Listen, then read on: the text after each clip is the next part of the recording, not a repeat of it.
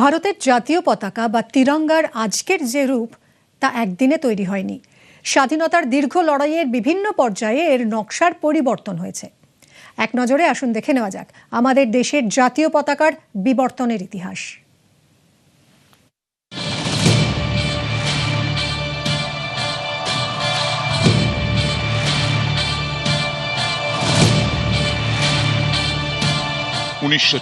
ভগিনী নিবেদিতা প্রথম জাতীয় পতাকা ডিজাইন করেন।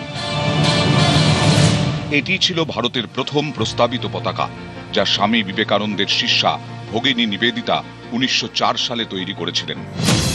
পতাকার রং ছিল স্বাধীনতা ও সংগ্রামের প্রতীক। মাঝখানে ছিল হলুদ রঙের বজ্র, যা শক্তির প্রতীক। পতাকার চারপাশে 108টি প্রদীপ বা দীপশিখা। বজ্রের দুপাশে বাংলায় লেখা বন্দে মাতরম। 1906 সালে বন্দে মাতরম লেখা প্রথম তেরঙ্গা পতাকার আত্মপ্রকাশ ঘটে। ওই বছরই বন্দে মাতরম পতাকার একটি পরিবর্তিত সংস্করণ আসে। 1906 সালের পরিবর্তিত বন্দে মাতরম পতাকা ক্যালকাটা ফ্ল্যাগ নামে পরিচিত ছিল।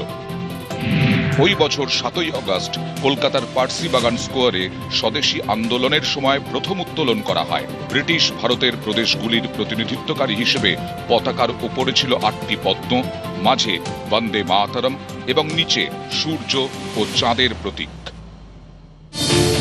1907 সালে শ্যামজি কৃষ্ণ বর্মা, ভিকাজি কামা এবং বীর সাভারকার বন্দে মাতরম পতাকার একটি নতুন সংস্করণ ডিজাইন করেন। এই তেরঙ্গা পতাকাটি ভারতের জাতীয় পতাকার প্রাথমিক রূপ। এটি প্রথম বিদেশের মাটিতে উত্তোলন করা হয়।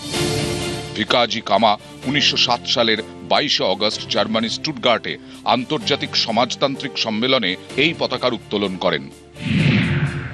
1917 সালে ইন্ডিয়ান হোম রুল আন্দোলনের অংশ হিসেবে অ্যানি বেসান্ত ও বাল গঙ্গাধর তিলক ইউনিয়ন জ্যাক যুক্ত একটি নতুন পতাকা গ্রহণ করেন।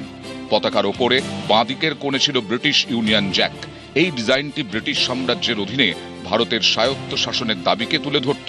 পতাকায় ছিল 7টি তারা, যা সপ্তর্ষি মণ্ডলকে বোঝাত।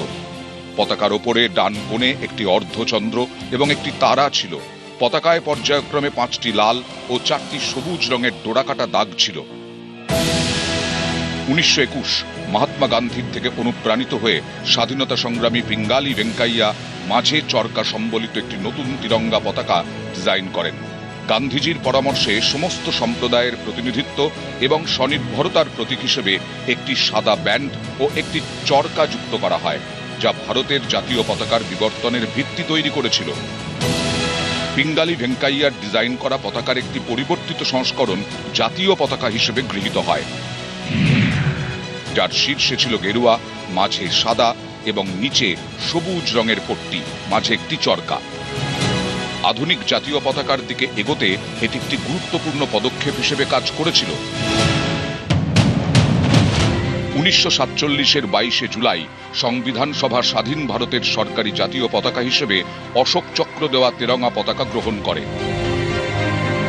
ওপরে গেরুয়া, মাঝে সাদা, নিচে সবুজ।